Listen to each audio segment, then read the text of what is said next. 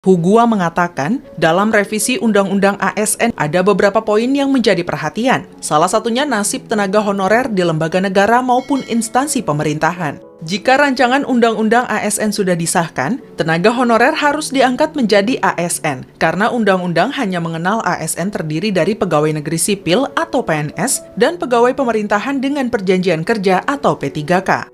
Jadi kalau mereka merangkap tenaga honorer itu seperti apa? Saya pun belum tahu bentuknya. Ya seperti apa, tapi yang jelas undang-undang hanya mengatakan bahwa ASN itu cuma 2. Berarti kalau memang itu maka semua tenaga honorer K2 maupun tenaga honorer harus diupayakan untuk di P3K kan.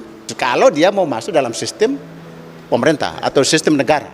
Anggota Komisi 2 DPR RI Endro Suswantoro mengatakan, Komisi 2 DPR RI terus mencari solusi agar tenaga honorer bisa diangkat menjadi aparatur sipil negara atau ASN. Salah satunya merevisi Undang-Undang ASN. Nasibnya terkatung-katung sudah melakukan upaya pembelaan terhadap nasibnya. Ini kan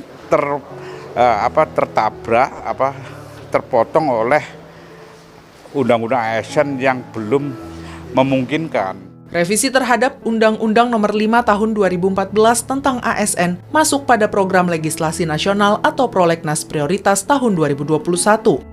Tim Liputan TVR Parlemen melapor. DPR RI mendorong pemerintah meningkatkan kesejahteraan tenaga honorer K2 baik dengan mengangkat menjadi PNS maupun pegawai pemerintah dengan perjanjian kontrak. Ditemui di Gedung DPR RI Senayan Jakarta, anggota Komisi 2 DPR RI Higua mendorong pemerintah memberi perhatian khusus terhadap tenaga honorer K2 yang belum kunjung diangkat menjadi pegawai negeri sipil. Higua menilai lamanya pengabdian tenaga honorer kepada negara patut diapresiasi meski dengan berbagai keterbatasan yang dihadapi negara. Khusus K2 ya, tentu yang lain-lain kita coba pikirkan, tapi karena K2 ini sudah terlanjur pemerintah, Republik Indonesia sudah membuat komitmen bahwa ini harus diangkat, maka kita akan rombak, kita akan revisi perbaiki undang-undangnya itu menjadi khusus K2 yang sudah terdaftar resmi oleh daerah-daerah tingkat 1, tingkat 2, ya terutama kabupaten kota.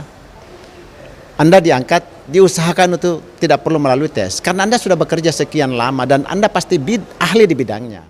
Sementara itu, anggota Badan Legislasi DPR RI Ketut Karyasa Adiana menyampaikan prihatin dengan kondisi tenaga honorer saat ini. Di antaranya, para guru yang hingga saat ini belum memperoleh penghasilan yang layak. Sehingga nanti walaupun tidak bentuk PNS, tetapi minimal kesejahteraan mereka itu mendekati pegawai negeri sipil, tentu dengan mempertimbangkan daripada kesiapan keuangan negara. Tapi kita inginkan agar karena bagaimanapun mereka ini adalah kan kalau kita mengandalkan guru-guru PNS saja tentu tidak akan berjalan sektor pendidikan.